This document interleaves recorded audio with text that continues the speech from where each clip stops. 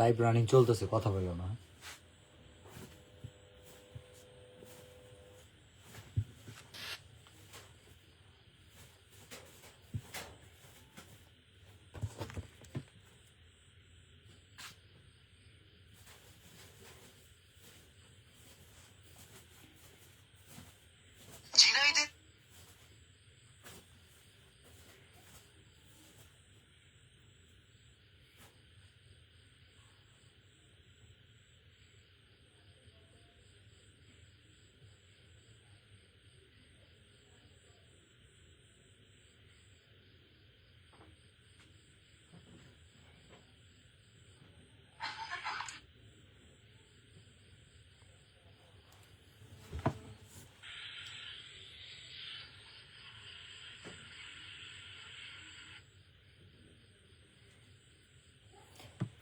সময় নিয়ে কথা বলবো। যারা ব্যস্ত আছেন আপাতত এই লাইভটা তাদের জন্য না। আর এই লাইভ শেষ হওয়ার পর লাইভটা কেটে দেওয়া হবে, সর্বোচ্চ 1 ঘন্টা আমার টাইম লাইনে থাকবে, তারপর ডিলিট করে দেওয়া হবে। এবং কেন ডিলিট করা হবে সেটাও বলবো।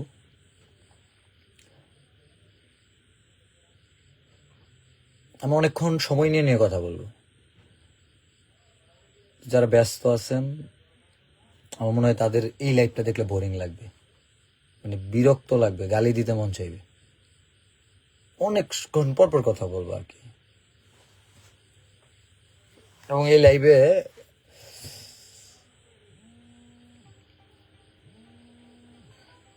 প্রায় 1 ডজন আলোচনা আছে। আচ্ছা, মুস্তাকিম চলে আস। বিশেষ করে এই লাইভে আমি যাদেরকে স্মরণ করতেছি, যারা আমার শিষ্য, আর আমার লাইভে আসার পিছনে বিশেষ করে কন্টেন্ট যারা বানায় আমাকে পছন্দ করে, কারণ আমি দেখি অনেক ভুল করে তারা, এবং তাদের এই ভুলের মাসুলগুলো আমার গুনতে হয়। সবাইকে তো আর আলাদা আলাদা ভাবে ফোন দিয়ে ডেকে এনে কথা বলার সুযোগ নাই। 9:25 বাজে। প্রতি রাতেই লাইভে আসব। বিশেষ করে যারা আমার শিষ্য আছে তারা লাইভ, যদি কন্টেন্ট জগতে কিছু করতে চাও, আমি যদি লাইভে আসি আপাতত 1 সেকেন্ড কাট দিও না, এই সময়টা মিস করো না। লাইভে কখন আসবো, কবে আসবো এবং কেন লাইভে আসবো সব বলবো। 9:25 বাজে প্রতিদিন, রাত 9টা থেকে 10টা 1 ঘন্টা লাইভে থাকবো। এবং এই 1 ঘন্টায় কন্টেন্ট ক্রিয়েটর যারা বিশেষ করে আমাকে পছন্দ করে, তাদের সারাদিনের যাই করুক না কেন, এই 1টা ঘন্টা তাদের ভালো লাগার জায়গা তৈরি হবে। ডাক্তার, ইঞ্জিনিয়ার, বিসিএস ক্যাডার থেকে শুরু করে তুমি যত কিছুই হইতে চাও না কেন, সেটার সিলেবাস আছে, সাজেশন আছে, সেটার জন্য প্রতিষ্ঠান আছে তোমার শিখাই দিতে পারবো। কিন্তু একটা জিনিস কেউ শিখাবে না, এটা হলো তুমি কন্টেন্ট ক্রিয়েটর কেমনে হবা। এটা কেউ শিখাবে না। এটা যদি শিখায়, যে শিখাবে হ্যার বাত মেরা যাবো। যারা শিখাবে, যাদের কোয়ালিটির যোগ্যতা আছে, তাদের মনটা অনেক ছোট।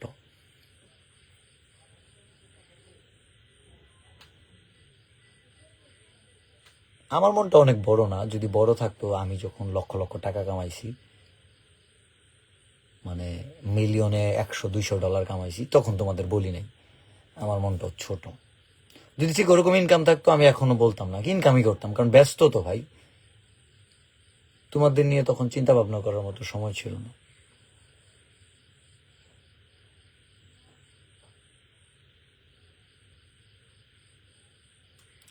আজ বাংলাদেশে অনেক কন্টেন্ট ক্রিয়েটর অল্প হইলেও ইনকাম করতেছে। একা 15 লাখ কামাইছি, এখন 150 জনে 15 লাখ কামায়। বাট আমার কাছে মনে হয় আমারটা সাকসেস না। যে যে 150 জনের ইনকাম করতেছো এটা সাকসেস। কারণ ওই 150 জনের সাথে জড়ায় আছে 150টা পরিবার, আর আমার সাথে জড়ায় আছে একটা পরিবার। আমার একটা পরিবার ভালো রাখার জন্য আমি যখন 12,000 টাকা স্যালারি পাইছি, আমি যখন 8,000 টাকা পাইছি, আমি যখন 9,630 টাকা স্যালারি পাইছি, ভালো রাখার জন্য ওইটাও যথেষ্ট ছিল। আর অনেক যে পাইছি এটা ভালো রাখার জন্য না, এটা কিছু অপমানের জবাব ছিল, কিছু পুরাতন হিসাব ছিল। আসলে সফল হওয়ার আগ পর্যন্ত তোমার ভিতরে যে যন্ত্রণা, যেটা আত্মীয় স্বজনের কাছ থেকে পাওয়া, বন্ধু বান্ধবের কাছ থেকে পাওয়া, সমাজের কাছ থেকে পাওয়া, এগুলো তুমি ভাই কোনো মলম দিয়া, কোনো ডক্টর, কোনো প্রেসক্রিপশন দিতে পারবে না। এই মুহূর্তে 4,400 জন দেখতেছে, মুস্তাকিম দেখতেছে, আমাকে অনেকেই দেখতেছে, আমি একটু নামগুলো পড়ি, মাহমুদ হাসান মাহিম দেখতেছে। বিশেষ করে যারা কন্টেন্ট ক্রিয়েটর না, তারাও তোমরা চাইলে 1 ঘন্টা দিতে পারো। আমার মনে হয় না, মোবাইল চালায় তো ঘন্টার পর ঘন্টা সময় দাও না, এই 1 ঘন্টা তোমাদের কাজে লাগবে। আর বলতে পারো যে এই যে আমি তোমাদের লাইভে করতেছি, আমার লাভটা কি? আমি 1 ঘন্টা কথা বলবো, তুমি আমাকে দেখবা, শুনবা, আমার প্রতি তোমার একটা ভালোবাসার জায়গা তৈরি হবে, এটা আমার কাছে অনেক কিছু। আচ্ছা, কাজের কথায় আসি। যেহেতু অনেক মানুষ দেখতেছে, পয়েন্টে আসি। অনেকগুলো কোশ্চেন আমার কাছে আছে, অনেকগুলো কোশ্চেনটা কোত্থেকে শুরু করব? আচ্ছা, প্রথমে আসি। প্রথম কোশ্চেন হচ্ছে, আমার পেজে কিন্তু একটা ভিডিও নাই, জানো? সবগুলো ভিডিও, 47টা ভিডিওতে কপিরাইট, এন্ড আরো 150 ভিডিও ছিল যেগুলো আমি সরাই ফেলছি, মানে আমি প্রাইভেট করে ফেলছি। আমার মনিটেশন নাই। মনিটেশন থাকলে আমি মাসে 4 থেকে 5 লাখ টাকা ইনকাম করতে পারতাম। এখনো অ্যাকাউন্টে 3 লাখ টাকার মতো আছে। বিষয় হচ্ছে, অনেকেরই ধারণা ভাই এই তোমারও দোষ আছে, তোমারও তো এমনি এমনি আরো তো অনেক কন্টেন্ট ক্রিয়েটর আছে, তুমি তো একাই মানবিক কাজ করো না। হ্যাঁ, ওদের আইডি গুলো কেমনে থাকে, তোমার আইডি কেন থাকে না, এরকম প্রশ্ন জাগতে পারে। আমি একটু তোমাদের ক্লিয়ার করে দিই। ধরে নেও, আমি এটা বুঝতে সহজ হবে, তাহলে তোমাদের বুঝাইতে সহজ হবে। ধরো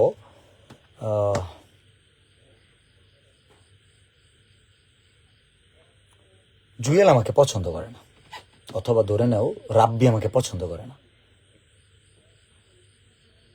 আমাকে গায়াল করার জন্য কি করবে? ধরে নাও আমার পেজটা নষ্ট করবে, 1 লাখ টাকা দিল, যে ভাই ওরে 5টা কপিরাইট দাও, সাপোজ। তো যারা কপিরাইট দেয় ভাই, তারা তো কামলা দেওয়া শিখছে, কিন্তু এই কামলাটা যে নিবে টাকা দিয়া, ওই লোকটা পায় না। যখন ব্রেন মেসেজ জুয়েল অথবা রাব্বি আহমেদ কাউকে 1 লাখ টাকা দেয়, বলবো থরসব বিল্লালকে 10টা কপিরাইট দাও, তখন কি সে কবো আমি একটা কাজ পাইছি, সে 10টা কপিরাইট দিল। আমি থরসব বিল্লাল কি কবো, ভাই আমার কপিরাইট গুলো তুইলা দাও, কবো তুমি ও টাকা দাও। তার মানে কি হলো? 2টা কুকুর কামড়াকামড়ি করতেছে, এবং এই দৃশ্য দেখা স্প্যামার, মানে যেটা অনলাইন সন্ত্রাস বলে, কিন্তু এরা আবার নিজেরা সাইবার এক্সপার্ট দাবি করে, তো তারা সুবিধা নিতেছে, কারণ তাদের তো কিছু কইরা খাইতে হবে, তাদের কোনো কাজ নাই।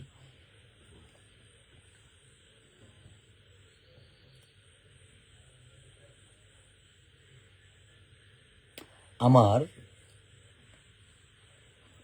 পিছনে অনেকেই লাগছে, অনেকেই ছিঁড়তে চাইছে, অনেকেই ছিঁড়ছে। যেটা পইরা যায় সেটা ছিঁড়া তো কোনো লাভ নাই, যেটা আছে পারলে সেটা ছিল।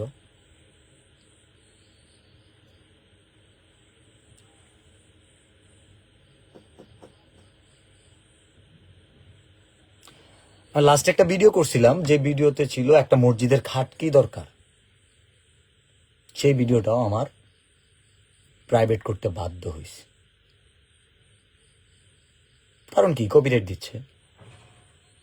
একটা মসজিদের খাট কি দরকার, যে মানুষগুলো কপিরাইট দিছে এরাও কিন্তু মসজিদে যায়, তাদের কিন্তু তাদের মাথায়ও কিন্তু আসবে যে একটা ভিডিও আমি কপিরাইট দিয়ে সরাইছিলাম, সেখানে মসজিদের খাট কি দেওয়া হয়েছিল, চাওয়া হয়েছিল। তারাও কিন্তু এই খাটকিতে ওদের গোসল করানো হবে। আর যে মানুষগুলোর প্ররোচনায় পড়া, যে মানুষগুলো আমার পিছনে টাকা খরচ করে আমাকে ক্ষতি করার জন্য,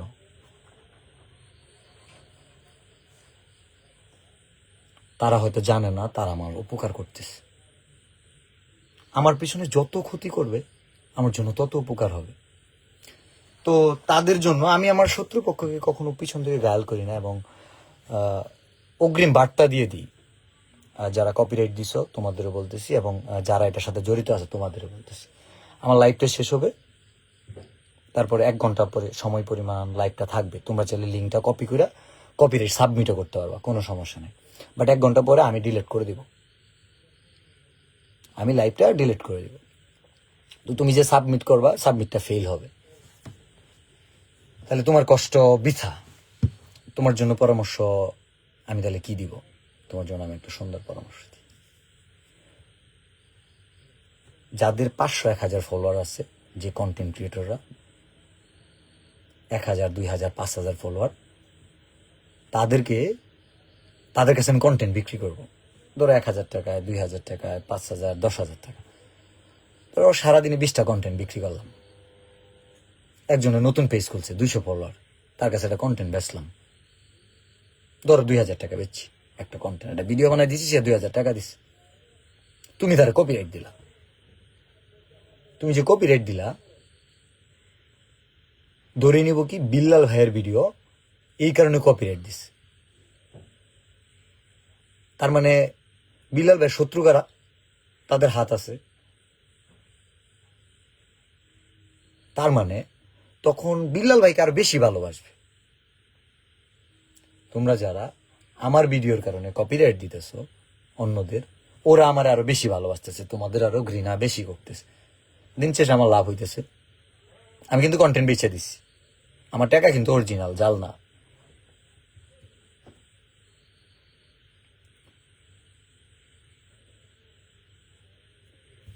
আমার কথাটা বুঝতে পারতেছ? মানুষের কাছ থেকে যত দূরে সরাইতে চাইবা, মানুষের তত কাছে আসবো। কারণ আমি মিথ্যা বলি না, আমি অন্যায় কিছু করি নাই, আমার দ্বারা মানুষের কখনো ক্ষতি হয় নাই।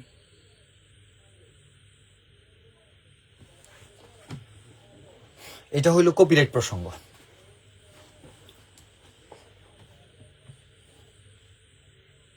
আর এইভাবে থটস অফ বিল্লালকে আটকাইতে পারবে না, থামাইতে পারবে না।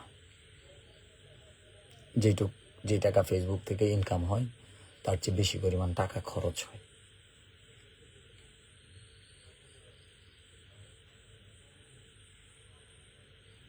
পয়েন্টে আসি, এটা হচ্ছে কপিরাইট প্রসঙ্গ গেল। আপনারা তো বুঝতেই পারতেছেন থটস অফ বিল্লালের শত্রু কেন। কারণ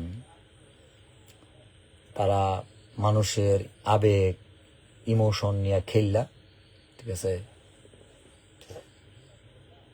কিছু টাকা কামায়া ওই টাকা থটস অফ বিল্লালের পিছনে খরচ করে। আই এম সো লাকি যে আমার পিছনে কামলা লাগাও এবং তাদেরকেও টাকা দাও, তাদের কর্মসংস্থান হোক। আমি ভাই কামাইছি, আমি যেটা কামাইছি ওটা টাকা দিয়ে পাবা না, এটা অহংকার না। এটা কামাইতে চাইলে তোমার একটা সুন্দর মন থাকতে হবে, তোমার ভিতরে অনেস্টি থাকতে হবে, তোমার ভিতরে অনেক কিছু থাকতে হবে। এবং সেটা সেটা জন্ম থেকে একসাথে নিয়ে আসে না, সেটা অনেক কাঠখড় পরে আস্তে আস্তে অর্জন করতে হয়।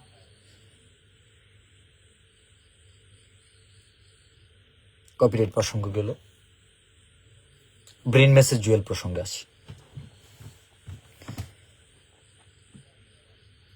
আজ থেকে অনেক অনেক দিন আগে ব্রেন মেসেজ জুয়েল তার 2টা বই অর্ডার করছিল। একটা বই টাকা দিছিল, তার ক্যামেরাম্যান একটা অর্ডার করছিল, বইটা দিছিলাম। তো তার কথা বইলা জামালপুর থেকে একজন আসছিল যে ব্রেন মেসেজ জুয়েল একটা বই চাইছে, আমি বলছিলাম ফ্রিতে দেওয়া যাবে না।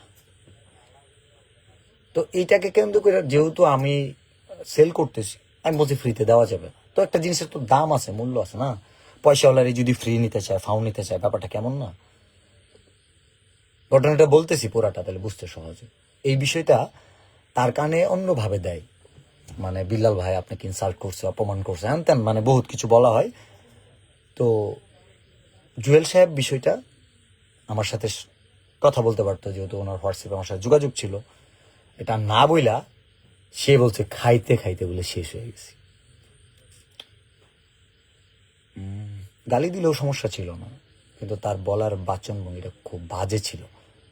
খাইতে খাইতে শেষ হয়ে গেছি বলা মানুষটা, দুই একটা স্যাম্পল বলি। আমি যখন বুরাকের স্পন্সারে কাজ করি, Mymensingh divisional content creator fest, এটা সম্পূর্ণ হয়নি, আপনারা দেখছেন। বুরাকের কাজ করি, আমাকে বলা হয়েছিল তুমি বুরাক তো মিস্টার জুয়েল সাহেব বলতেছে, বুরাক তো মেডিকেল সার্টিফাইড না, এটা চিকিৎসা বিজ্ঞানের ভাষায় এটা প্রশ্নবিদ্ধ, বহু কিছু বুঝাইছে। কিন্তু মাত্র কয়েকটা টাকার জন্য ও বুরাকের যে তেলের বিজ্ঞাপন করতেছে, ঠিকই তেল মারতেছে। হ্যাঁ, বুরাক তেল ভালো, আমি বুরাককে এখানে পার্সোনালি হিট করতেছি না, আই লাভ বুরাক। কারণ বুরাকের শফিক সাহেব যে আন্তরিকতার জায়গাটা দেখাইছে, বিশ্বাস করবেন কিনা, মানে আমি দুঃসময় মানুষগুলো আমাকে হেল্প করছে, সাপোর্ট করছে। আমি যখন ময়মনসিংহ ডিভিশনাল কন্টেন্ট ফেস্ট করি, 2 লক্ষ টাকার জিনিস বোরাক থেকে টি শার্ট ক্রেস নেওয়া হয়েছিল, বাট আমি ওই 2 লক্ষ টাকা ফেরতও দিতে চেয়েছি। ওরা বলছে ভাই যেটা হয়ে গেছে কিছু করার নাই ভাই, আপনার কোনো ড্যামেজ লাগবে কিনা, অতটুকু আন্তরিকতার জায়গা দেখাইছে। যেই কারণে বোরাকের প্রতি আমার একটা আন্তরিকতার জায়গা আছে। এনি টাইম যদি বলে শফিক ভাই যে বিলাল আমার 2 লক্ষ টাকা লাগবে, আমি দিতে প্রস্তুত। তো ঠিক তখন থেকেই স্কিন কেয়ারের বিজ্ঞাপন, তেলের বিজ্ঞাপন, অনেক কিছু করতেছে, বহু কিছু করার চেষ্টা করতেছে। সব দোষ খালি হচ্ছে ধর্ষক বিল্লালের। বইয়ে কয় লাইন লেখা আছে, কত কিছু। একজন মানুষ, একজন মানবিক মানুষ কতটুকু নিচে নামে। একটা সুইমিং পুলে গোসল করলে কস্টিং সর্বোচ্চ 2 জনে 1000 টাকা, স্টার হোটেলগুলোতে 1200-1500 এরকম। তো সেই টাকাটাও তুলতে হবে ভিডিওর মাধ্যমে, এই জন্য সুইমিংয়ে প্রতিযোগিতা করে। এবং কতটুকু নির্লজ্জ যে একটা মেয়ের সাথে সাঁতার প্রতিযোগিতা করে হেরে গিয়ে সে লজ্জা শরম ছাড়া সে বলে যে আমি তো হেরে গেলাম।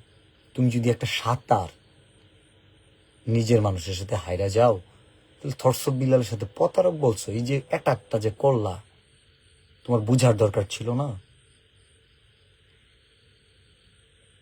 তোমার বোঝার দরকার ছিল না যে তুমি কোন মাঠে খেলতে নামছো, কার সাথে খেলতে নামছো, তোমার বোঝার দরকার ছিল না? অনেকেই, অনেক সুশীলরা প্রশ্ন করে, অনেক সুশীলরা বলতেছে যে ওইটা কি পোশাক না, ওইটা কি মানুষ পরে না? তাদের জন্য আমি একটু বলতে চাই, সুশীলদের জন্য, ওইটা তো পরে। যে সুশীলরা বলতেছে এটা তো আর খারাপ কোনো ব্যবসা দেখি না, ব্যবসা তো ভালো জিনিসই, ওইটা কি মানুষ পরে না? তো তুমি একদিন পরে রাস্তায় ঘুরো না, তুমি ওইটা ডেকে রাখো কেন? নির্লজ্জের মতো পড়ো। আর তুমি যদি বলো যে কালচার বুঝে না, আমাকে কালচার শিখায়ও না। বাংলাদেশে, বাংলাদেশ না ওয়ার্ল্ডের যত অ্যালকোহল আছে 5 ভাগে ভাগ করে। গুটি খুর জুয়েল তোমাকে কিছু শিখাই। আমি ফুড অ্যান্ড বেভারেজে RPL করছি, রিকগনাইজ অফ পিওর লার্নিং। তুমি 10টা দেশে কি জানি করছো, ফার্স্ট হইছো না, তোমাকে আমি বুঝাই। ওয়াইন, তাকিলা, রাম, হোচকি, বুটকা, শ্যাম্পেইন, এগুলো হচ্ছে অ্যালকোহল, যেগুলো আমরা বলি মদ। ওয়াইন কি দিয়ে বানায় জানো? ওয়াইন বানায় গ্রেপস দিয়া, মানে আঙ্গুর ফল দিয়া। এটাকে ফার্মেন্টেশন করে। ফার্মেন্টেশন মানে পচন প্রক্রিয়া। এই আঙ্গুর ফলকে অনেক অনেক বছর পচায়, এই পচন প্রক্রিয়ার মাধ্যমে তারপরে এটাকে প্রিজারভেটিভ দেয়, বিভিন্ন ইনগ্রেডিয়েন্টস যোগ করে তারপরে এটা বোতলজাত করে। এবং এটা অনেক দামি। এক বোতল ওয়াইনের দাম 15,000, 20,000, 1 লাখ বা আরো বেশি। যেটা যত বছর পুরাতন, অনেক বছর আগের যেই আঙ্গুর ফলটা পচায়া ওই ওয়াইনটা বানাইছে সেটা তত দামি। এখন ওয়াইন আবার কয়েক ধরনের আছে, যেমন রেড ওয়াইন, রোজ ওয়াইন, হোয়াইট ওয়াইন। মানে লাল আঙ্গুর ফলের কে ফার্মেন্টেশন করে যেটা বানায় সেটা হচ্ছে রেড ওয়াইন। আসলে কি জানো, তুমি যে আমার গুটি করে বলছো, খোদার কসম আমি গুটি সামনের থেকেও দেখিনি। কিন্তু এই যে আমি বললাম না ওয়াইন, ওয়াইন, তাকিলা, রাম, বোটকা, হুচকি সব দেখছি আমি, কারণ এগুলো নিয়ে আমি পড়াশোনা করছি। তুমি যেভাবে শারীরিক অবয়ব নিয়ে কথা বলতেছ, যে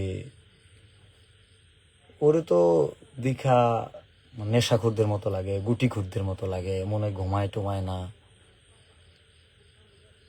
এটা মনে হয় না অ্যাটাক হয়ে যায় না মিস্টার জুয়েল? বয়স হইলেও তোমার ম্যাচুরিটি লেভেল অনেক কম। একটা কন্ট্রোভার্সিতে আসছো, মানুষ চিনছে জানছে, খুব ভালো ছিল। আর যেই সুশীলরা বলতেছে এগুলো কোনো সমস্যা নাই, যেগুলো কি ব্যবসা না?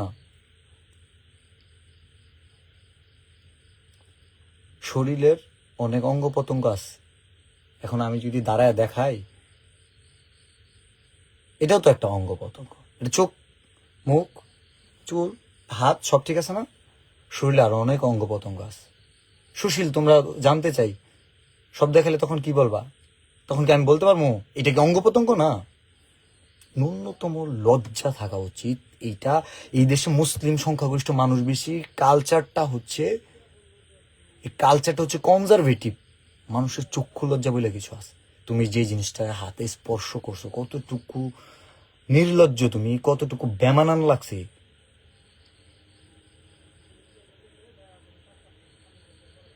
মানে তোমার নিয়ে যে আমি ভিডিওটা বানাইছি, মানে ওই দিন আমার মায়ের সাথে আমার দেখা করতে লজ্জা লাগছে, মানে কতটুকু। কারণ কোনো ভিডিও টিডিও আসলে কারো না কারো ফোনে তো ফ্যামিলির লোকজন দেখে।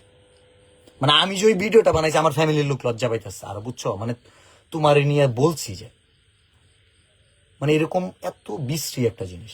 এখানে অনেকগুলো সুশীল দেখলাম বলতেছে ব্যবসা, ব্যবসা তো মানে হালাল জিনিস। আরে ব্যবসা তো হালাল জিনিস, অনেক হারাম কাজ করার জন্য ওই যে একটা নিরাপদ আছে না, ওইটাও ব্যবহার করে। হারাম না ভাই, এখন কি ওটা হাতে নিয়ে বিজ্ঞাপন করবে? এটা শুধু একমাত্র ওই ব্রেনলেস জুয়েলের দ্বারা সম্ভব। মানে চাইনাতে গিয়া তুমি কোন ধরনের ব্যবসা করছো এবং মানে তুমি কোন কালচারটার সাথে কানেক্টেড, এটা তুমি প্রমাণ করে দিস। এই জন্য এটা কিছু করার নাই। তুমি যতদিন যতদিন তুমি না, যতদিন আমি আছি আর কি, তুমি চেষ্টা করবা ভুল কম করার জন্য। অনলাইনে আবলামি সাবলামি কমাই করবা, এটা তোমার জন্য দিক নির্দেশনা দিচ্ছি, নাহলে তুমি ডলা খাবাই। অশ্লীলতা ছড়াইতেছে তুমি, মানে এগুলো কি ভিডিও, কি সব ভিডিও? আশপাশা খেলবে শাম, গানটা ভালো ছিল, কিন্তু তোমার হাতে যে জিনিসগুলো এগুলো মোটেও ভালো ছিল না। এটা হলো জুয়েল প্রসঙ্গ গেল। আজকে কিন্তু আলোচনা অনেকগুলা। তো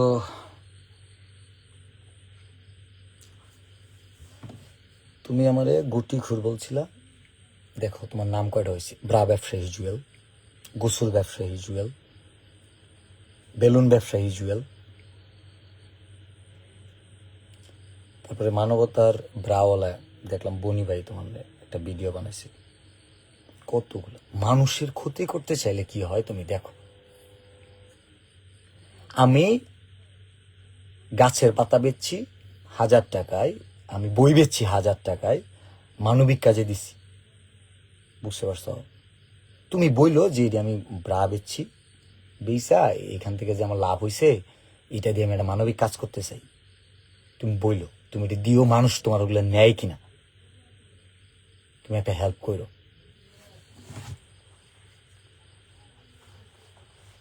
তুমি পার্সোনালি এত পরিমাণে অ্যাটাক করছো বলার বাইরে। সিগারেট ছাড়া তুমি একটা মিনিট টিকতে পারো না, আর তুমি আমারে বলছো গুটি খুর। তুমি মানুষের কাছে প্রুভ করতে চাইছো আমি পাগল। তুমি পাগল। আমি কইছি না টাকার নেশায় মগ্ন হয়েছে, 4-5টা পেজ চালাও, মানে কোনোটা বাকি রাখো নয়তো।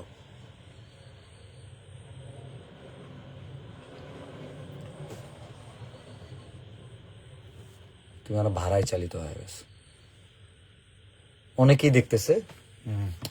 একটু সাইড প্রসঙ্গে আসবো, সাইড প্রসঙ্গে আসাটা একটু জরুরি দরকার। সাইদ মারা গেছে, ইন্না লিল্লাহি ওয়া ইন্না ইলাইহি রাজিউন। সাইদকে আল্লাহ বেহেশত নসিব করুক। একজন মানুষ মরে যাওয়ার পর তার 1000টা দোষ, 1000টা অপরাধ থাকলেও তাকে নিয়ে কিছু বলাটা মোটেই শোভনীয় না। কিন্তু এই সাইদ প্রসঙ্গে, সাইদ মরে যাওয়ার পর, মরে গেছে এটা নিয়ে যতটুকু সিরিয়াস, তার চেয়ে বেশি সিরিয়াস কিছু মানুষজন আমার কারণে মরে গেছে, আমি কেন টাকা দিলাম না। তো সাইদের বিষয়টা আমি ক্লিয়ার করি সবাইকে। সাইদ একজন রোগী, যেই রোগীটাকে, শুনতে একটু কষ্ট হবে, এই কথাগুলো খুব তিতা লাগবে, যেই রোগীটাকে পুঁজি করে একটা পরিবার আত্মসাৎ করে নিল 35 লক্ষ টাকা। আমার কথাটা এই কারণে এইভাবেই বলতে হচ্ছে, কারণ 35 লক্ষ টাকা থাকার পরেও চিকিৎসা করাই নাই, শুধু একটা কারণেই শেষ হয়ে যাবে। সে বাঁচবে কি মরবে সেটা আল্লাহ ভালো জানে। ডাক্তার কিভাবে 0% নিশ্চয়তা দেয়? যেই রোগের চিকিৎসা পদ্ধতি এখনো পৃথিবীতে তৈরি হয় নাই, সেই রোগেরও 1% সম্ভাবনা আছে, কারণ আগামীকাল ওই রোগের প্রতিষেধক টিকা আসতে পারে। 30 লক্ষ টাকা হলে চিকিৎসা হবে ইন্ডিয়াতে গিয়ে, এটা বলেছিল যে ডাক্তার। সে কেমন ডাক্তার ছিল যে ইন্ডিয়াতে যাওয়ার পরে শোনা গেল 1 কোটি টাকা লাগবে। সেই ডাক্তারটা কোন ডাক্তার ছিল? তাকে এরকম একটা ভুল তথ্য দিয়ে তার জীবনটাকে এইরকম বিপন্ন করার। শেষ করতে চাই, 30 লক্ষ টাকা। আমি আমি আমি যখন কিশোরগঞ্জ গেলাম, আমি আঙ্কেলকে বললাম, চা আল্লাহ যদি 30 লাখ টাকা দিয়ে না বাঁচায়, আপনি 30 কোটি টাকা দিয়েও বাঁচাইতে পারবেন না। আপনি মানুষের দোয়া নেন, আপনি ছেলের জন্য দোয়া নেন, 30 লক্ষর বাকি যে টাকাগুলো, চলেন 8,92,000 আছে আপনার কাছে, যে 5 লক্ষ টাকা আছে, 13 লক্ষ টাকা। বাংলাদেশে 13 লক্ষ ক্যান্সার রোগী আছে, 13টা রোগী হইলেও তো দিতে পারি, চলেন দিই। মানুষের দোয়া নেই, কিন্তু নিতে পারি নাই, কারণ নিতে দেন নাই। আমি এইটাও বলছিলাম, আমি স্ট্যাম্প করে দিব, আমার কাছে 45 লাখ টাকার জমি আছে, যদি এই 30 লক্ষ টাকার চিকিৎসার এই টাকা শেষ হয়ে যায়, এন্ড পরে যদি 1 কোটি টাকা লাগে, যদি তুলতে না পারি, আমার জমি দিয়ে দিব। আমি ডাইরেক্ট স্ট্যাম্প করার জন্য রেডি ছিলাম, বাট তবুও এই টাকাটার মায়া ওনার পরিবার ছাড়তে পারে নাই। যখন আঙুল তুলে সবাই এই যে থটস অফ বিলালের দিকে, তখন এই আরো 4টা আঙুল থাকে নিজের দিকে, এই আরো 4টা আঙুল থাকে নিজের দিকে। আমাকে কথা বলার আগে একটা বার ভেবে দেখছেন? এখন প্রশ্ন দাঁড়াইতে পারে, সমস্যা কি? তার 3টা বাচ্চা আছে, তার 3টা বাচ্চা পাক। আমি যদি বলি এই 3টা বাচ্চার কথা ভাইবে চিকিৎসা করায় নাই, ডক্টর হসপিটালে সব টাকা চলে যাইতেছে, এই চিন্তা করছে তার পরিবার বা সে, শুনতে খারাপ লাগবে। সত্য ধ্রুব, সূর্যের ন্যায়, অস্বীকার করা না, কোনো উপায় নাই। আপনার কাছে যদি অক্সিজেন থাকে, 8 ঘন্টা বেঁচে থাকার মতো অক্সিজেন আপনার কাছে যদি থাকে, আপনি আগামী 24 ঘন্টার অক্সিজেন না পাইলে আপনি মারা যাবেন। যদি এমন সিচুয়েশনও হয় আপনার কাছে 8 ঘন্টার অক্সিজেন তো আছে, আপনি কি নাক মুখ চেপে ধরবেন? আপনি কি নিঃশ্বাস নেবেন না? ওনার 1 কোটি টাকা লাগতো, তার কাছে 35 লক্ষ আছে, 3/1 টাকা আছে, তো 3/1 টাকা তো ছিল, এই টাকাটা কি শেষ হয়ে গেছিল? আমি কিন্তু এটাই বলছিলাম, শেষ করেন, ভিক্ষা করে ম্যানেজ করে দিব। কিন্তু না, অর্থ সংগ্রহ শুধু জমানোর যখন গল্পটা ছিল, তখন আমি এখানে ভিন্ন একটা জিনিস দেখছি, যেইটা সাধারণ চোখে আপনারা দেখেন নাই। যে টাকা জমাচ্ছে, সে তার পরিবারের বাচ্চাদের কথা চিন্তা করে রেখে যাচ্ছে। ভাই, আমরা এতিমদেরও ভালোবাসি, কিন্তু বুঝতে হবে মিথ্যাচার করে তো হবে না কিছু। আমার কথা বললে আমি চিকিৎসার টাকা তুলে, আমি চিকিৎসা না করে আমি আমার পরিবারের জন্য যদি রেখে যাই, যারা টাকা দিছে তাদের সাথে প্রতারণা বেইমানি করা হয়। প্রতিটা আঙ্গুল আমার দিকে তোলা হয়েছে, প্রত্যেকটা বার বলা হয়েছে আমার টাকা, বলা হয়েছে 50 লাখ 1 কোটি। 50 লাখ 1 কোটি তো লাগে নাই, লাগবেও না। যেটা দরকার সেটা হচ্ছে ইনসাফ, আত্মসন্তুষ্টি। আমি যদি এখন বলি, আমার কথা একটু তিতা লাগবে শুনতে, অনেক অনেক তিতা লাগবে। আমি আসলে কেন জানি না, মানে একদম নিমপাতা হয়ে গেছি, একদম পদ্যা গলঞ্চ হয়ে গেছি, বিশ্বের মতো লাগে। লাইক আপনার যদি মনে হয় যে তার বাচ্চার 3টার কথা চিন্তা করতেছেন, আপনি শুধু 3টা বাচ্চার প্রেমে পড়ে যেতেছেন। আমি আরো বাংলাদেশে যতগুলো এই 3 বাচ্চা আছে সবগুলোর প্রেমে পড়ি। যতগুলো বাবা মারা যায় সন্তান রেখে, তার স্ত্রী রেখে, প্রত্যেকটা পরিবারের কথা আমি চিন্তা করি। আমি কোনো নেশাখোর না, আমি শুধু একটা পরিবারের নেশাই, আমি শুধু 3টা বাচ্চার নেশাই পড়ি না। আমার পুরো পুরো দুনিয়ার প্রত্যেকটা মানুষ আমি মন থেকে ভালোবাসি তাদেরকে। আমার শত্রুকেও আমি ভালোবাসি, তার দুঃসময় আমাকে পাবে, আমি সব ভুলে যাব। কিন্তু এই যে লজিকগুলো দাঁড় করানো হইতেছে, অনেক লজিক দাঁড়ানো হইতেছে, আমি দেখতেছি অনেক লজিক দাঁড় করানো হইতেছে। থরসব বিল্লাল এর কারণেই মারা গেল, এবং সেই লোকগুলোই তো বলছিল থরসব চ্যাটের বাল। আরে আমি যদি কেউ নাই হই, আমার কারণ কিভাবে মারা যায়? একটা মানুষ মানুষের কাছে কিভাবে মারা যায়?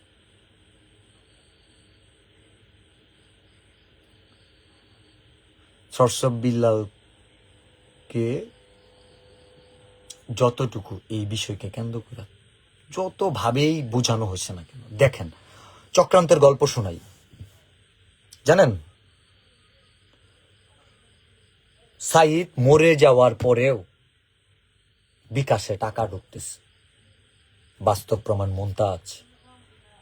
আমি প্রতিনিয়ত জিজ্ঞাসা করি, প্রতিদিন মুমতাজ বলে, ভাই আজকে এই 50 টাকা ঢুকলো, ভাই এই যে 20 টাকা ঢুকছে, ভাই 5 টাকা ঢুকছে, ভাই এই 700 টাকা ঢুকছে, এখনো টাকা ঢুকে।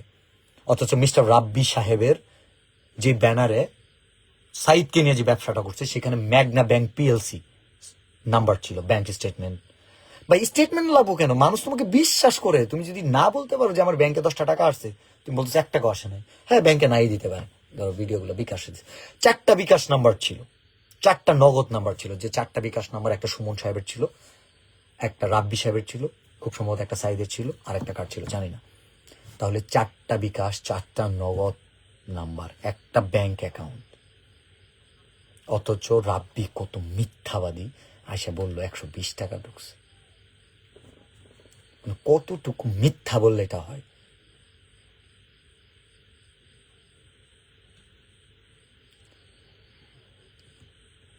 আমি জাস্ট একটা কথা বলি, এই যে সাইদ মারা গেছে, তার দাফন হয়ে গেছে, আপনার কি মনে হয় বাংলাদেশে 20 কোটি মানুষ থাকলে 20 কোটি মানুষ জানে? 200 মিলিয়ন ভিউ আছে, তার মানে এখনো কিন্তু অনেক মানুষ জানে না। যে মানুষটা জানে না তার কাছে এই ছেলেটার লিভার ক্যান্সার হয়েছে, আছে নাম্বার দেওয়া আছে, 100 টাকা পাঠাই দিই, ও কিন্তু ঠিকই টাকাটা পাঠাই দিতেছে। আমার কথা হচ্ছে, একটা মুমতাজের ভিডিও 2-4 লাখ ভিউ, আর দিলে ভাইয়ের একটা ভিডিওতে মুমতাজের নাম্বার দিয়েছিল, তার কাছে যদি প্রতিদিন 1 টাকা হইলেও ঢুকে, 50 টাকা ঢুকে, 100 টাকা ঢুকে।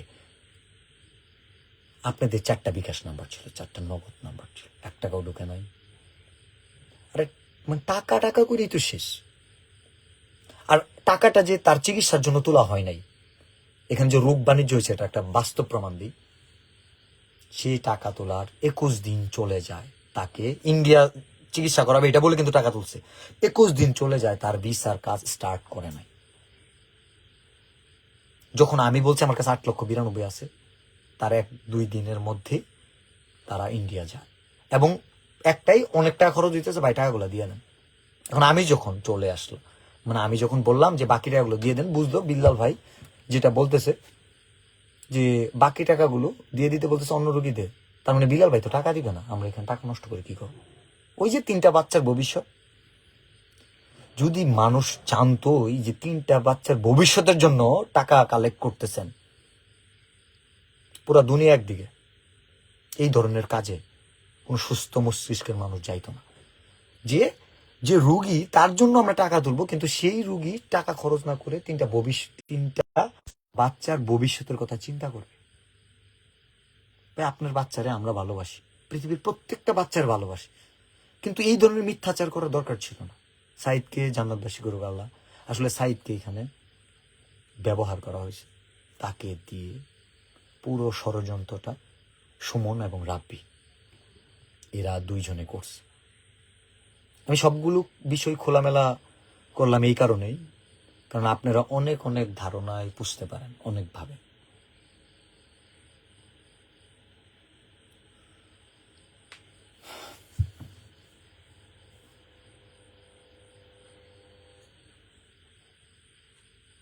এর পরবর্তীতে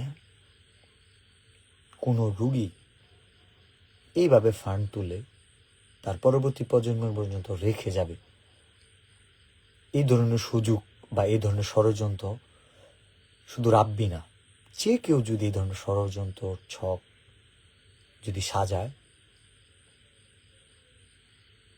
আমি এর ধারে কাছেও যাব না। এবং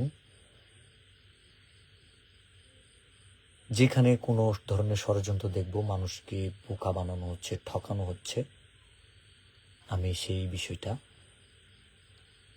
অনলাইনে জানান দিব। কারণ আমার মাধ্যমে যদি একটা মানুষও প্রতারণার হাত থেকে বেঁচে যায়, এটা আমার জন্য একটা সফলতা। আজকে যারা 3টা বাচ্চার কথা শুধু ভাবতেছেন, আপনার গ্রামে খুঁজে দেখেন, বাবা মারা গেছে, এরকম 3টা বাচ্চা আছে, খুঁজে দেখেন তার জন্য কি করছেন। শুধু thoughts of Bilal, thoughts of Bilal, thoughts of Bilal, আর কিচ্ছু নাই, আর কিছুই নেই মাথায়।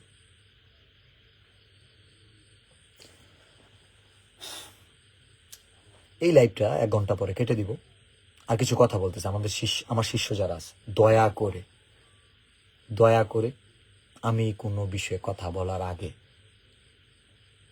কোনো বিষয় নিয়ে কন্ট্রোভার্সি, মানে কারো কোনো কথা রিপ্লে দেওয়ার দরকার নাই। এটা হচ্ছে গুরুর নিষেধ। উস্তাদের কথা শুনতে হবে। উস্তাদের কথা যে শুনবে না, অমান্য করবে, সে শিষ্য না। যেসব বিষয় নিয়ে আমি নীরব ভূমিকায় থাকি, আমি চুপ থাকি, আমি পুরো বিষয়টা দেখি, বুঝি, জানি। কারণ যে পক করব, যে আজ্ঞায় কথা বলবো, সে ভুল করবে, তার ভুল হবে। যে কোনো কিছু না বুঝায় একজনকে অপমান, লাঞ্ছিত করে ফেলবে, সে ভুল করবে। যেটা বাস্তব প্রমাণ ব্রেন মেসেজ জুয়েল, যেটার বাস্তব প্রমাণ রাব্বি। আর আরেকটা কথা বলি, কিছু অমানুষ আছে যারা যুক্তি দেখায় যে তার যেন এই রোগ হয়, ওর জন্য এই রোগটা হয়, কেউ যদি একটা টাকাও মাই রাখা। আমার প্রশ্ন খুব সহজ, পৃথিবীত অনেক নবী আছে, অনেক সাহাবী আছে, অনেক ধর্মীয় লোক আছে, বুজুর্গ আছে, যাদের কোনো পাপ ছিল না, তারাও কিন্তু অনেক দুরারোগ্য রোগে মারা গেছে। তাহলে কেন মনে হয়, এই যে সুমন সাহেব বলছিল যে একটা টাকাও যদি মাইরা খা কেউ, যদি তার জন্য এই রোগটা হয়, ধর আমি মাইরা খাই নাই কিন্তু আমার এই রোগটা হইল, তাহলে তুই কি করবি? মাইরা খাইছি। এখন আমার প্রশ্ন দাঁড়াইলো, এমন তো হইতে পারে যে তোর এই রোগটা হয়েছে বা হবে, কিন্তু আমার কি বলা উচিত হবে যে তুই টাকা মাইরা খেয়েছিস এই কারণে হয়েছে? অনেক মানুষ তো মানুষের টাকা মারে নাই, বাস্তব প্রমাণ সাইদের যে হয়েছে, সাইদ কি টাকা মারছে? ভাই একটা মানুষের হায়াত পূর্ব লিখিত, এবং সে কোন রোগে মারা যাবে, কিভাবে মারা যাবে লেখা। যদি মনে হয় যে একটা টাকা মাইরা খেলে সাথে সাথে আল্লাহ বিচার করবে, শাস্তি নেবে, তাহলে মনে হয় তোর আগের জন্মের যারা আছে না ওরা মরে গেত, তুই তোর জন্মই হইতো নইলে। কারণ তোর পূর্বপুরুষের খোঁজ নিলে দেখবি 1 টাকা হইলো মাইরা খাইছে মানুষ। সাবজেক্ট বুঝতে হবে। মানুষকে পার্সোনালি হিট করে না। আচ্ছা, অনেকেই বলতেছে কি বিয়াকে নিয়ে কিছু বলতে। প্রথমত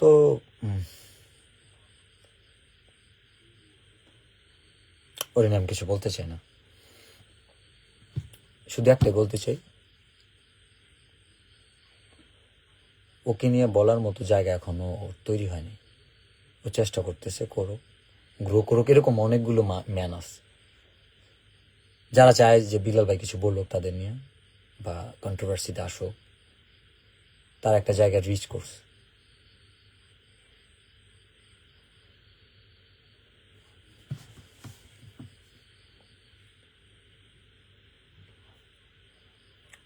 তিন 3,900 মানুষ আছে। আমি যে কোনো বিষয় নিয়ে সময় নিয়ে কথা বলি এই কারণেই, কারণ আমি যদি হুট করে কিছু বলি আমার অনেক ভুল থাকতে পারে। এই জন্য আমি আগে বিষয়টা দেখি যে আসলে আমার ভুল কোনগুলো। যেহেতু তার আমার ভুলটা ধরাই দেয়, তার মানে ওই ভুলগুলো শুধরানোর সুযোগ থাকে আমার। এবং ভুল শুধরানোর পর যখন আমি জবাব দিই তখন আবার তাদের অনেকগুলা ভুল বের হয়ে যায়, এবং এত পরিমাণ ভুল বের হয় যেটা শুধরানোর সুযোগ সময় কোনোটাই তাদের থাকে না।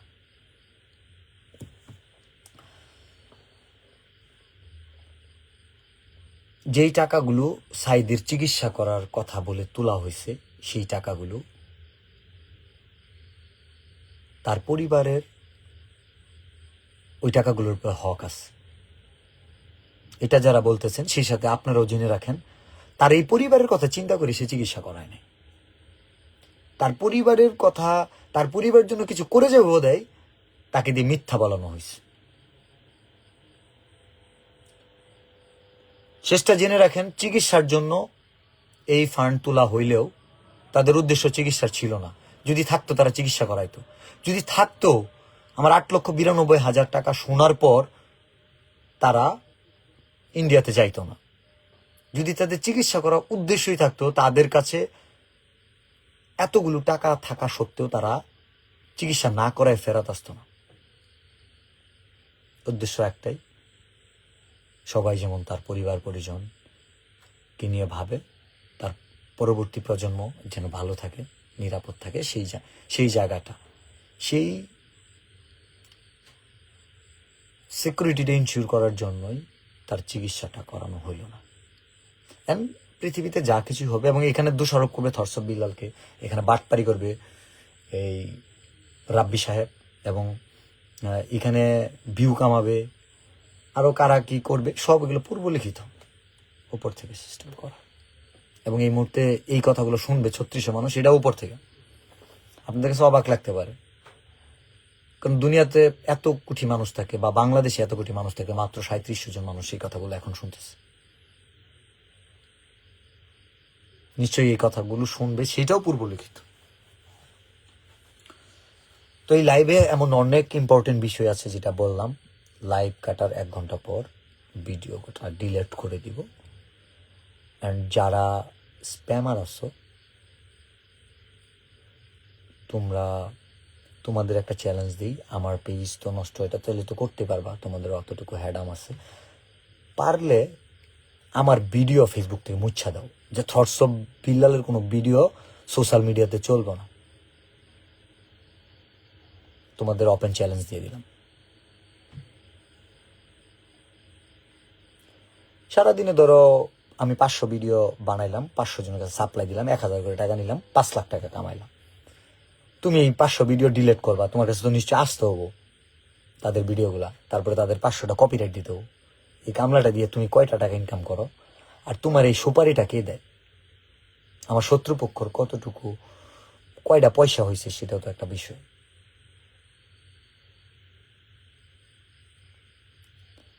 আপনারা জেনে কিছু কথা রাখি,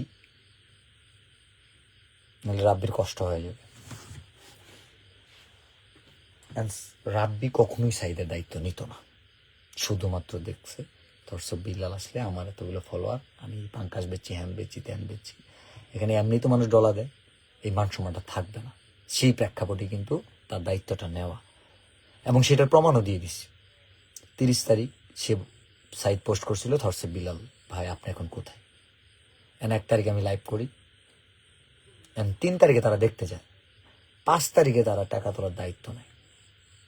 এই হচ্ছে অবস্থা।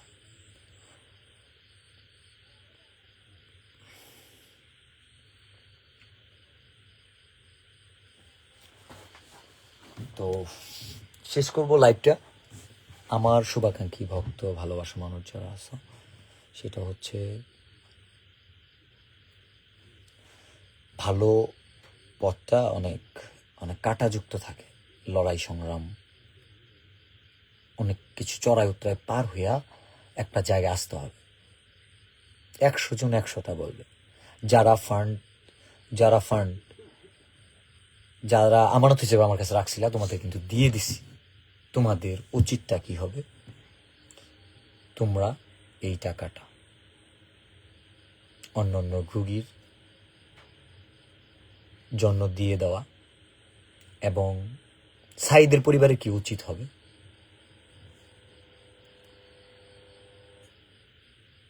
ওই টাকাটা অতিরিক্ত যে টাকাটা খরচ হয় নাই, খরচ করে নাই চিকিৎসা, টাকা খরচ করে নাই তো চিকিৎসা করাই নাই, তো টাকা খরচ না করানোর কারণে তাদের উচিত হবো এই টাকাগুলো যেসব পেশেন্ট যেন চিকিৎসার অভাবে সাইদের মতো আর কোনো সাইদ না মারা যায়, তাদের যদি বিবেক বুদ্ধি উদয় হয়, সাইদ অসুস্থ ছিল, তাকে যেভাবে বোঝানো হয়েছে একজন অসুস্থ মস্তিষ্কে, তাকে তার পরিবার অনেক কষ্ট দিছে। উচিত হবে যেই রোগীগুলো চিকিৎসা করাবে তাদেরকে অর্থ প্রদান করা। এবং আমাদের নবী ইতিম ছিল, কিন্তু তার 3টা বাচ্চা ইতিম না। যদি এই ইতিম 3টা বাচ্চার জন্য মানুষের কাছে দোয়া চায়, সেটার জন্য উচিত ওই টাকাগুলো দিয়ে দেওয়া। কারণ এই টাকা দিয়ে তাদের এই 3টা ইতিমের সারা জীবন যাবে না, কিন্তু এইটা একটা দৃষ্টান্ত হয়ে থাকবে, এবং এটার উত্তম প্রতিদান আল্লাহ দিবে। টাকা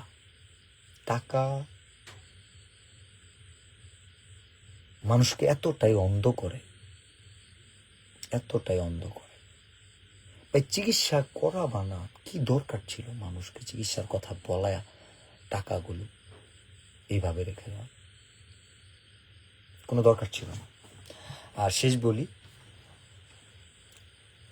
শেষে একটু নাসা ভাইয়ের কথা না বললেই নয়। আমি ফোন দিছিলাম যে নাসা ভাই সাইদের বিষয়ে কি তুমি কিছু জানো?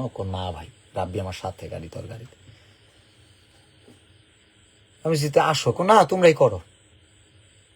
আবার ওইখানে যায় বলে টাকা মনে হয় হাতে ভাগ নিলে কিছু পাওয়া টাওয়া যায়, অনেক কিছু খুচা মেরে কথা বলছে।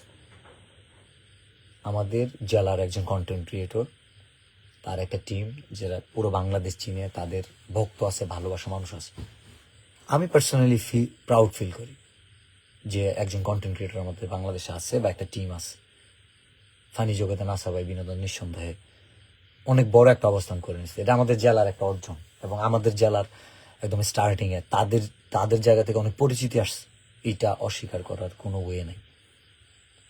কিন্তু তারও একটা সমস্যা, পরশ্রীকতারতা, অন্যের ভালোটা দেখতে পারে না, কোনোদিন আমাকে সহ্য করতে পারে না মানুষজন।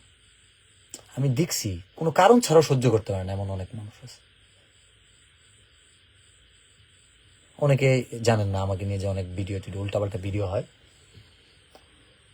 তো আমি এরকম 2-1জনের সাথে কথা বলি, ভাই কেন ভিডিও বানাও? ভাই আপনার বিরুদ্ধে কথা বলে ভিডিওর ভিউ হয়। এই হচ্ছে অবস্থা। তো ভালো মন্দ ভুল ত্রুটি সবারই থাকে, আমিও ভুল ত্রুটির ঊর্ধ্বে না, বাইরে না। তবে আমার একটা বিবেক আছে। আমি ব্যক্তিগতভাবে আমি কখনো কাউকে পার্সোনালি অ্যাটাক করি নাই। যে কয়টা মানুষের প্রসঙ্গ আসলো, কথা বললাম, প্রত্যেকটা মানুষ অলরেডি আঙুল দিয়ে রাখছে। আর অনেকেই বলে যে বিল্লাল ভাই আপনি খালি সবার পিছনে লাগেন কেন? আমি লাগলে ওইটা দেখা যায়, কারণ ওই জায়গাটা অবস্থানটা করে নিছি। আমি একটা কিছু বললে দেখা যায়, শোনা যায়। কিন্তু তারা দেখেন এর আগে অনেকবার চিন্তাইছে, অনেকবার পক করছে, পিঞ্চ করছে, আসলে তাদের চিনে না। এরকম তো অনেক অনেক সাইন দিই, বললাম অনেক সাইন দিই, তো সারাদিনই কথা বলে। কিন্তু যেদিন আমি কথা বলবো ওই দিন দেখা যাবে, এর আগে দেখা যাবে না। এই যে উমর সাহেব, বয়সে ছোট, ম্যাচুরিটি কম, ম্যানার বুঝে না, কার্টিসি বুঝে না, অ্যাডমিনিস্ট্রেশন নলেজ কিচ্ছু নাই, কিচ্ছু নাই, না বুঝা একটা ভিডিও বানাই ফেলাইছিল, তারপরে আর একটা ভিডিও বানাইছে। কই এখন কথা বলে না। কিন্তু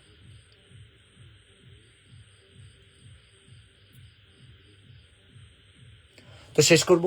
আর আমি বাসায় আগামীকাল নাই, আগামীকালকে বাসায় এসো না। আর সেকেন্ড লাস্ট বলি,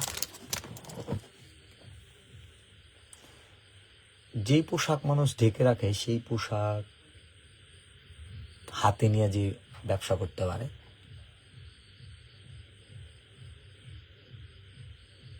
সে অন্য কাউকে নিয়ে সমালোচনা করার আগে 10 বার ভাববে। তাদের ভাবার দরকার, বোঝা উচিত। বাপের যে তাও এইগুলা ফানি ভিডিও বানা, সে অন্যের ফান্ড কালেকশন কেমনে করলে কি থাকে, ওইটা বলার আগে 10 বার ভাবার দরকার। একটা পাঙ্কাশ মাছ দিয়া 300 টাকার লিচু দিয়া যে 20,000 টাকা কামাবে, যে ওই ভিউ ব্যবসা করে, অন্যকে প্রতারক বলার আগে তার নিজের ভাবার দরকার সে কতটুকু প্রতারণা করতেছে। এগুলো অনেকগুলো উদাহরণ দিতে পারতাম, আপাতত এই পর্যন্ত থামাইলাম। আমি দেখি অনেকে আমাকে খোঁচায়, নাম বলতেছি না, বেশ কয়েকজন মানবতার ফেরিওয়ালা ইদানিং নিতে পারতেছে না। ধৈর্যের বাঁধ ভাঙার আগ পর্যন্ত আমি কিছু বলবো না। আমি কিন্তু দেখতেছি বেশ কয়েকজন খোঁচাইতেছে। তো দিন শেষে এটা কথা, সাইদ ভাইয়ের জন্য দোয়া চাই। যারা সাইদ ভাইয়ের ফান্ড তুলছ, আমি সাইদ ভাইয়ের ফান্ড তুলি নাই, আমানত দিছিলাম, আমার আমানত আমি ফিরাই দিছি। সবার যার যেটা আমানত দিয়ে দিছি। তোমাদের উচিত হবে অন্যান্য রুগীদের কাছে দিয়ে দেওয়া। আর সাইদের পরিবারের উচিত হবে বাকি যে টাকাগুলো, এই টাকাগুলো অন্যান্য পরিবারের জন্য দেওয়া। কারণ একটা টাকাও কারো পরিবারের, কারো বাচ্চার জন্য তোলা হয় নাই। আমার এই জন্যই বলা লাগতেছে, এত কষ্ট নিয়ে বলতেছি, কারণ এই বাচ্চাগুলোর কথা ভাইবেই না ওই টাকাগুলো খরচ করে নাই, চিকিৎসা করায় নাই। টাকা থাকার পরও চিকিৎসা করায় নাই। এবং যদি এরকমই চলতে থাকে, কোনোদিনও কেউ কারো পাশে দাঁড়াবে না, কোনোদিনও দাঁড়াবে না। আপনারা আপনাদের বিবেক কি বলে, আপনারা ভালো মন্দ বলেন, আমার পক্ষে বলতে পারেন, বিপক্ষে বলতে পারেন, কিন্তু আমার কাছে যেটা উচিত মনে হয়, প্রত্যেকটা টাকা মানুষকে দেওয়া দাও, যাদের চিকিৎসার জন্য দরকার, চিকিৎসার জন্য তোলা হয়েছিল।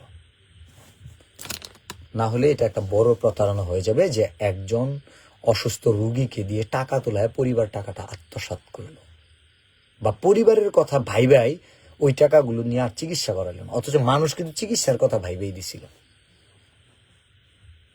যারা আমাকে দোষারোপ করতেছেন, আশা করি উত্তরগুলা পেয়ে গেছেন।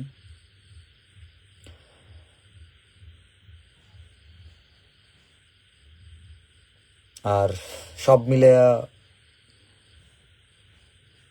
রাব্বি সাহেবের লস, কারণ সে ভিডিও থেকে সাইদের ভিউ বাণিজ্য করছে 2.5 লাখ 3 লাখ টাকা, সব মিলে ম্যাক্স 3 লাখ টাকা। কিন্তু আমি যখন কিশোরগঞ্জ গেছি, সে শুধু আমাকে আটকানোর জন্য, আমাকে মারার জন্য সেই রাতে 4 লাখ টাকা খরচ করছে। একজন মানবিক মানুষ কোন লেভেলের, মানে কোন লেভেলের, পরে একটু বললাম না ভাই, আমার পিছনে ভাই তোর 4 লাখ টাকা খরচ করলি, খরচ তো করবি ভাই, তুই গরিব মানুষ হিসেবে পাঙ্কাজ দেখাস, এটা ওইটা দেখায়া তুই তোর টাকা হয়ে গেছে, আমার তো অনেক হ্যাডাম হয়ে গেছে,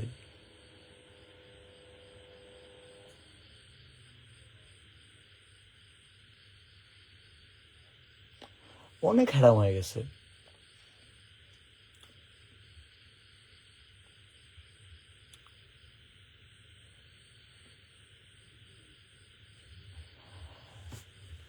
খাইতে খাইতে শেষ হয়ে গেছে মানুষটা। আমার জন্য একটু ঘুম কম হয় মনে হয়।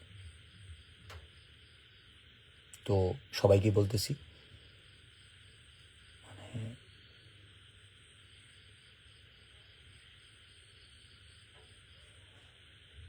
দাঁত থাকলে সব জায়গায় কামড় দিতে নাই,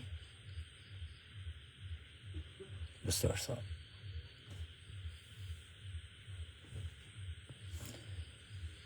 তুমি যদি লোহা আমাদের কামড় মারো, তোমার দাঁত ভেঙে যাবে।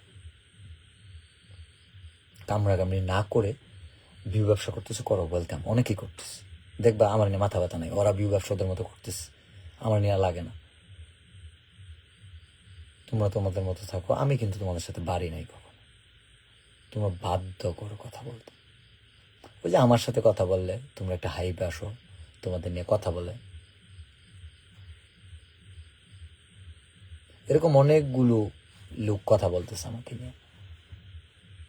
যারা কথা বলতেছে উত্তর দিতেছি না, তোমরা ওই জায়গাটা তৈরি করো, ইনশাল্লাহ উত্তর দেব। তো এই হচ্ছে শেষ। আমার মনে হয় যে এই মানুষটা অনেক কষ্ট নিছে, কষ্ট নিয়ে দুনিয়ার থেকে বিদায় নিছে।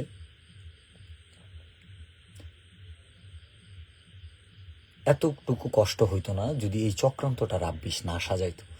আমি যখন বললাম দায়িত্বটা আমাকে বুঝাই দিতে, আমাকে এই জন্যই বুঝাই দিল না, কারণ তাদের উদ্দেশ্য তো চিকিৎসা করানো না। তাদের উদ্দেশ্য ছিল টাকাটা তুলে পরিবার জন্য রেখে যাবে, পরবর্তী প্রজন্মের জন্য। সে মরে যাবে বা তার ট্রিটমেন্ট করানো অনেক ক্রিটিক্যাল, তারা অনেক কিছু জানে আগের থেকে। কিন্তু সেই গল্পটা সামনে, যেমন সাইদ নিজেই বলছে 30 লাখ টাকা তো বিল্লাল ভাই অনেক টাকা মনে করতেছে। বাইরে যদি বলতাম 50 লাখ, 1 কোটি, তাহলে ভাই কি ভাবতো? মানে তারা অনেক কিছু জানে, পূর্ব পরিকল্পিত। একটা প্রশ্ন থাকে না যে লক্ষ লক্ষ টাকা থাকার পরও টাকা শেষ হয়ে গেত, আর চিকিৎসা করাইতে পারলো না। বুঝতাম টাকা থাকার পরও চিকিৎসা করায় না। এবং বলা হয়েছিল 30 লক্ষর পরের টাকাগুলো দিয়ে দেন, যদি আবার টাকা লাগে আমরা তুলে দিব। কিন্তু পরিবার সেই টাকাটার মায়া ছাড়তে পারেনি। 30-এর পরে জাস্ট 5 লক্ষ টাকার মায়া ছাড়তে পারেনি। কিন্তু একজন মানুষ দুনিয়ার মায়া ছাড়া গেল। এই হচ্ছে শেষ প্রসঙ্গ। রাব্বি গতকাল অনেকগুলা খোঁচায় কথা বলছে। আমি বলছি তো, কেঁচু খুঁজতে গেলে সাপ বের হবে, বড় হবে ব্যবধান। অতীত ভুলেও ভুলিস না কারো অবদান। এটা শুধু রাব্বির জন্য না, এটা শুধু জুয়েলের জন্য না, যারা যারা খোঁচাখুচি করছো এবং ভবিষ্যতে করতে চাও, সবার জন্য। দেখছো বাস্তব প্রমাণ কতটুকু লজ্জিত হয়েছে মানুষের কাছে। আমি একটা বই বেচছি, মানুষ পর্যন্ত কাছে তুই বেশি দাম ব্যস্ত আছিস, তুই কি মানুষের মধ্যে বড়? একটা বইয়ের দাম এত হয়, আরও কি করতেছে? কতটুকু কতটুকু ছিছি করতেছে মানুষের কাছে ছোট করতে চাইলে। তার কার্যকলাপে যে বললো বুরাকের তেল নিয়ে উল্টাপাল্টা কথা বললো, কয়টার অ্যাড করো না, ওই কয়টা টাকার কারণে বিক্রি হয়ে গেছে। যেই সব কাজ আমি ফালাই দিই, ওই সব কাজ জুয়েল করে।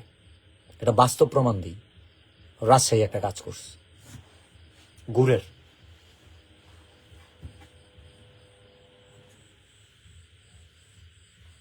জাস্ট ছোট্ট করে বললাম। এরকম বহু কাজ আছে যেগুলো আমি করি না, এইসব কাজ তো ওদের কাছে আসে। ন্যূনতম লজ্জা শরম থাকার দরকার। পাগল কোয়ার আগে 10 বার ভাবার দরকার যে তুই কতটা পাগল। ও দেখেন এগুলো অশ্লীলতা না। আস্তে আস্তে তোর বউরে নিয়ে তুই সুইমিং পুলেই করো, সেটা কি শ্লীলতার মধ্যে পড়ে, শালীনতার মধ্যে পড়ে? তুই যে ওইরকম সেন্সিটিভ পোশাক হাতে ধরছস, ওটা কি শালীনতার মধ্যে পড়ে? সৎ লজ্জা শরম বিবেক বুদ্ধি উদয় হোক, তো নামের সাথে কাজের মিল হোক। আমরা শেষ করবো, এই লাইভটা শেষ করে দিচ্ছি। যার যার দরকার কাট নেও, এখানে অনেক হিট পয়েন্ট আছে, তাদের দৃষ্টি করছি, তোমরা পাইলে সোশ্যাল মিডিয়ার থেকে মুছা দাও আমার ভিডিও। আর যারা যারা ভিডিও নিতে চাও, আমার উপরে বায়োতে নাম্বার দেওয়া আছে, সো ওইখানে এজেন্ট নাম্বার, বিকাশ এজেন্ট, ভিডিওর জন্য 1,000, 2,000, 5,000 যা ইচ্ছা পাঠাইতে পারো। হোয়াটসঅ্যাপ নাম্বার আছে। যদি 1,000 টাকা পাঠাও, ভাই আমার পেজ নিয়ে কিছু বলে দেন, একটা প্রমোট ভিডিও দেন, আমি সুন্দর করে 17 Pro Max তোমাদের দেওয়া ফোন, রোডের মাইক্রোফোন আছে, সুন্দর করে ভিডিও বানাই এডিট করে রেডি করে দিয়ে দিব, তোমরা পেজে ছাড়বা। আর যদি কপিরাইট আসে, বুঝে নিবা আমার শত্রুরা তোমাদের সাথে শত্রুতা করতেছে। আমার শত্রু কারাগার, এটা তোমরা জানোই, নাম বলার তার কিছু নাই। তার মানে এরা তোমারও ভালো চায় না, বুঝে নিবা। এই হচ্ছে কথা, শেষ করতেছি। ভালো থাকো সবাই, আল্লাহ হাফেজ। আর আমি শুধু একটা কথা বলতেছি, আমি মিথ্যা বলি না। তুমি আমাকে খারাপ ভালো যাই ভাবতে পারো, আমি মিথ্যা বলি না। আমি মানুষ ঠকাই না। তুমি আমার এগুলো কার্যক্রম পাওয়া। আমি বই বিক্রি করছি ওপেনলি আসা, 1,000 টাকার বই কেন বুঝছি আমি এটা বলছি, আমি বই দিয়ে কি করছি বলছি। আর আপকামিং বই যদি কখনো নিয়ে আসি, বইটা ফ্রি দিন, কিন্তু আমি কন্টেন্ট সেল করবো, কারণ কন্টেন্ট হচ্ছে আমার একটা সম্পদ। বইও সম্পদ, বাট সেটা তো একবার বিক্রি করছি। বই একটা ফ্রি দেবো, বাট কন্টেন্ট।